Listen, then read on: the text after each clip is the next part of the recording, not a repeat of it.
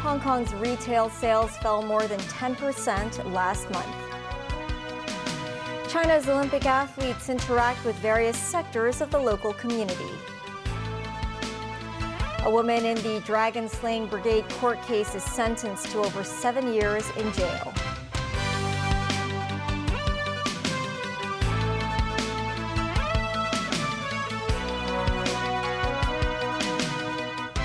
Hello and welcome to TVB News. Hong Kong's retail sales fell by 11.8% in July compared with the same period last year.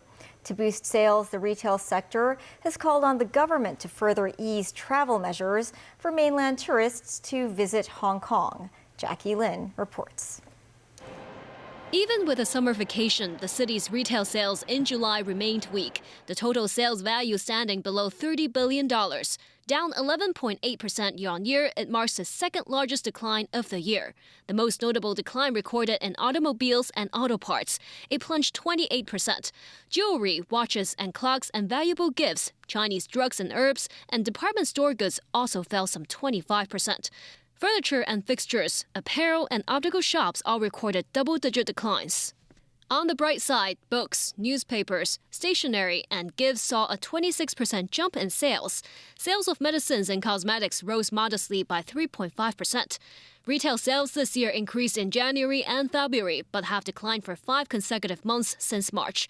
Total sales for the first 7 months fell 7.3% year-on-year.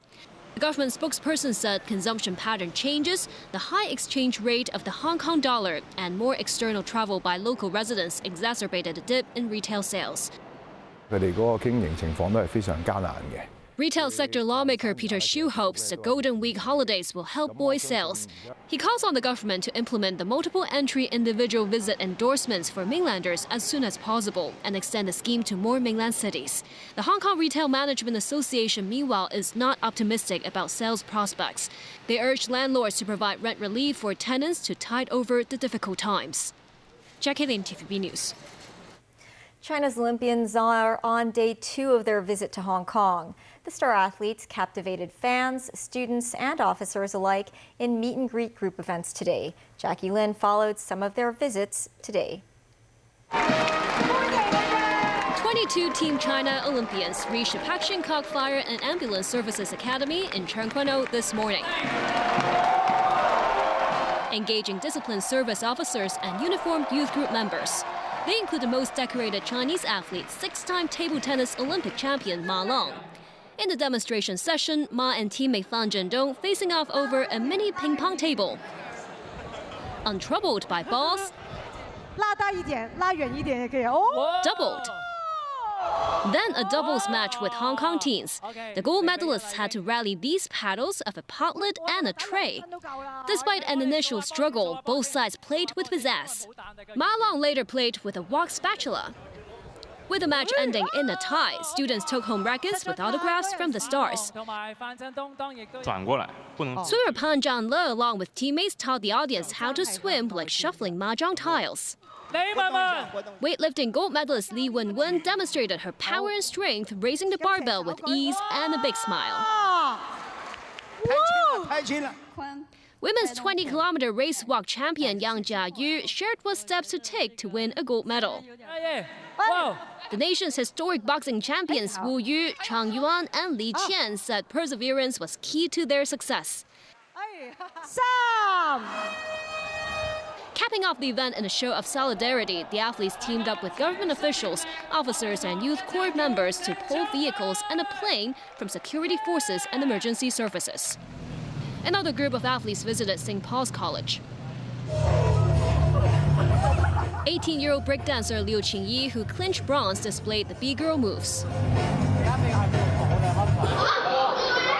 Diving sensation Chuan Hongchan trying out ping pong as instructed by table tennis star Chen Meng. Ping pong stars Sun Yingsha and Wang Chuqin were among the Chinese athletes at the Hong Kong Sports Institute. They interacted with Hong Kong's table tennis duo Du Hui Kim and Wang Chunting. Some supporters came all the way from Yuen Long to South China Athletic Association in Causeway Bay in hopes of catching a glimpse of the athletes.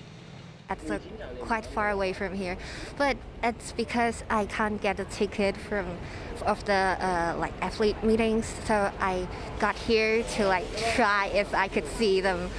I feel excited, but I cannot to take the picture for them because they are in the car.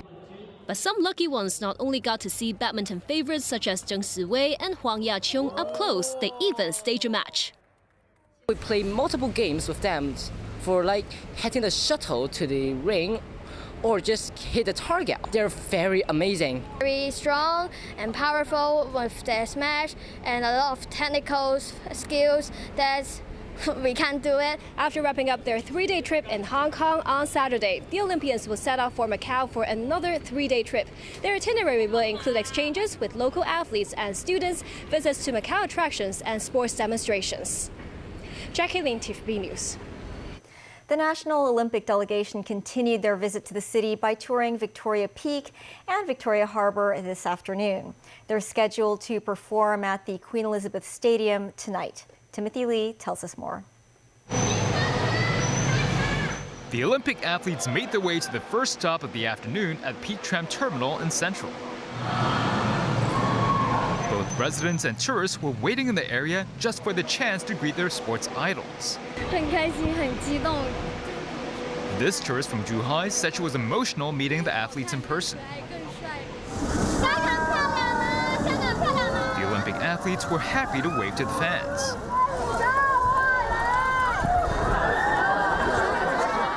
After the Peak Tram journey, the delegation was given a warm welcome by supporters. Their passion only matched by the heat of the day. After they captured the world-renowned views of Hong Kong from the peak for around half an hour, the athletes purchased souvenirs before their departure. Gold medalist diver Chen Hongchan, hugely popular in Hong Kong and the mainland, bought a turtle toe. Several athletes shared the joy of fans by taking selfies of their own. This woman from Guangzhou said she came all the way just for the opportunity to see the delegation. Just a few seconds with them is enough, she said. This student had been following the athletes since their visit to the Hong Kong Sports Institute this morning and hoped to get a signature from table tennis legends Ma Long and Wang Chuqin on his racket. Next stop was the Wan Chai Pier. Despite a busy schedule under hot weather, the athletes still responded passionately to residents who longed to see them. They boarded the Star Ferry to get a taste of Hong Kong's famous cityscape. Weightlifter Li Wenwen even reenacted this classic scene from the Titanic, while Chen Hongchan looked like she was about to give a brief demonstration of her splashless dive.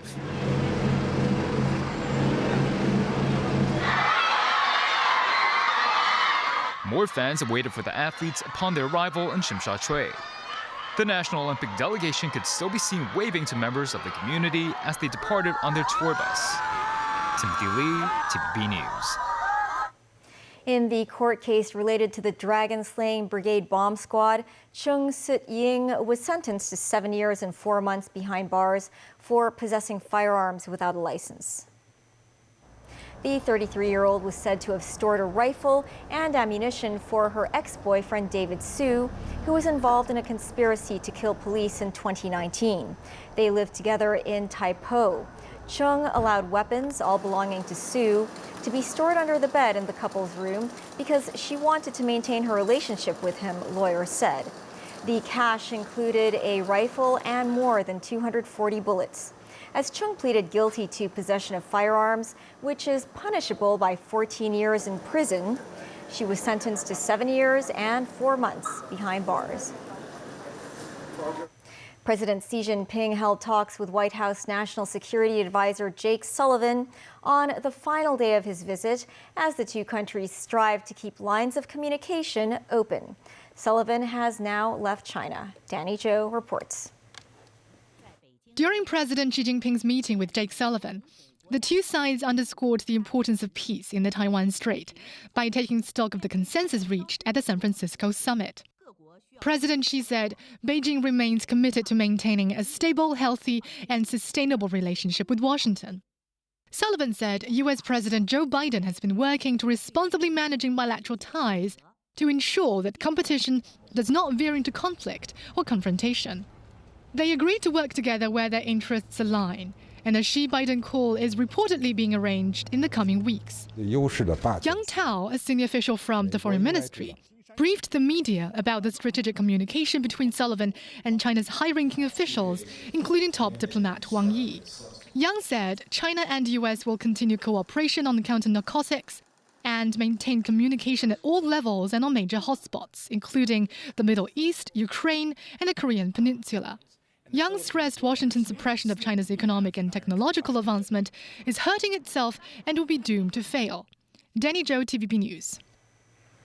Canadian police said a male Chinese suspect has fled to Hong Kong after he was suspected of being involved in the murder of a Canadian woman of Chinese descent. Canadian authorities asked Interpol to issue the Red Notice arrest warrant. Police in Canada's York region issued a nationwide arrest warrant for 47-year-old suspect Ji Xiong Marco Hu, who was wanted for the first-degree murder of 56-year-old property agent Anita Mui.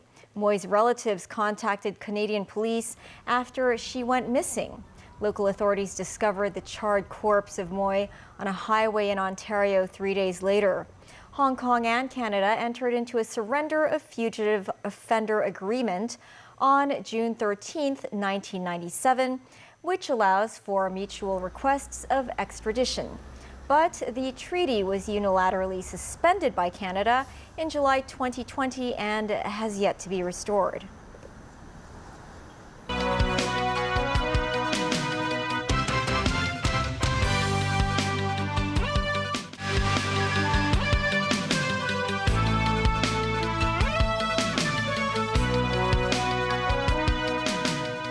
Welcome back. The United Nations World Health Organization announced Israel has agreed to limited pauses to the fighting in Gaza to allow for polio vaccinations for more than 500,000 children. Nazvi Karim has more. The urgency to vaccinate children like 10-month-old Abdul Rahman Abu El-Jadian has partially succeeded where months of negotiations have failed. The WHO said Israel has agreed to temporary humanitarian pauses to allow around 640,000 children in the Gaza Strip to be vaccinated against polio. Abdul Rahman is the first child to be diagnosed with polio in Gaza in 25 years. The program will be rolled out in 3 phases in central, southern and northern Gaza. During each 3-day phase, fighting will be paused between 6 a.m. and 3 p.m. A 2-round polio vaccination campaign will actually start on the 1st of September in the Gaza Strip. During each round of the campaign, the Palestinian Ministry of Health, in collaboration with WHO, UNICEF, UNRWA, and partners, will provide 2 drops of the novel oral polio vaccine type 2, the so-called NOPV2, to more than 640,000 children under 10 years of age. He said it was not the ideal way forward, but it is workable. Most of Gaza's 2.3 million population have been living in slum conditions since the start of the war on October 7th. With almost 90% having been ordered to evacuate areas over the past 10 months, health conditions have deteriorated. The WHO says as of Sunday, only 44% of 132 primary healthcare facilities were functioning, and only 17 of 36 hospitals were providing services. The bombs, though, continue to drop in Gaza.